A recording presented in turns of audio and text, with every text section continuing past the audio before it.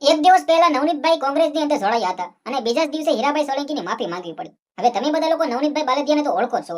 બગદાણા બબલમાં સરસામાં આવેલ કોળી સમાજના લોકો કરીબ 1 મહિનો લડત લડીને નવનીતભાઈને ન્યાય અપાયો હતો. આમની અંદર હીરાભાઈ સોલંકીથી લઈને પરસોત્તમભાઈ સોલંકી આ બંને ભાજપના નેતા, પરંતુ અચાનક જ નવનીતભાઈએ કોંગ્રેસ પાર્ટીની જોઈન કરી લીધી. હવે કઈ પાર્ટીની અંદર જોડાયા આનાથી મતલબ નથી, પરંતુ કોંગ્રેસની અંદર જોડાતા કોલ રેકોર્ડિંગની અંદર એક વિડિયો વાયરલ થયો છે, જેમની અંદર નવનીતભાઈ ઇન્ટરવ્યુ દઈ રહ્યા હતા અને ત્યારબાદ તેમને એવું કહ્યું કે મારો મોબાઈલ રિસીવ નથી કરતા હીરાભાઈ સોલંકી. ત્યારબાદ હીરાભાઈ સોલંકીની માફી માંગીને વિડિયો પોતે અપલોડ કરવો પડ્યો, કારણ કે જે સમાજે તેને અહીં સુધી લાવ્યા. તમે વિચાર કરો કે કોંગ્રેસ પાર્ટીની અંદર જોડાતા જ ભાજપ પાર્ટીનું કાપવાનું ચાલુ કરી દીધું. જે આ મિત્રો વાત કીધું, હું કોઈની વિશે કંઈ પણ ખોટું કહેતો નથી, પરંતુ જે રીતે હાલ તમે બધા લોકોએ જોઈ કે ભાઈ પરસોત્તમભાઈ સોલંકી અને હીરાભાઈ સોલંકીનું ગુજરાતની અંદર ભાવનગરની અંદર કેવડું સારું એવું નામ છે. જે આ મિત્રો વાત કીધો નવનીતભાઈ, તમે બધા લોકો ગુજરાતની અંદર સારા એવા ઓળખો છો, કારણ કે તેને જે માર પાડવામાં આવ્યો હતો અને ત્યારબાદ હીરાભાઈ સોલંકી આખા કોળી સમાજના લોકોની એકતા કરી હતી. ત્યારબાદ જે મિત્રો વાત કીધો જે ન્યાય આપવા માટે જે લડત લડી હતી, જે મિત્રો ગાંધીનગર ખાતે હીરાભાઈ સોલંકી પણ ગયા હતા. હવે આમની અંદર ક્યાંક ને ક્યાંક નવનીતભાઈ છે હાલ પાર્ટી બદલી છે, એટલે કે પાર્ટી બદલી, પરંતુ આમની અંદર ક્યાંક ને ક્યાંક હીરાભાઈ સોલંકી હાલ મિત્રો વાત કીધો આનાથી કંઈ પણ તેમને લેવા દેવા નથી. પરંતુ તમે વિચાર કરો કે નવનીતભાઈ પોતે ક્યાંક ને ક્યાંક એવું ક્યાંથી અત્યારથી મિત્રો પાર્ટી બદલા તરત જ કેમ આવું કહી દીધું. હીરાભાઈ સોલંકી તમે બધા લોકો જાણો છો ગુજરાતની અંદર કોળી સમાજનું કેવડું સારું એવું નામ છે,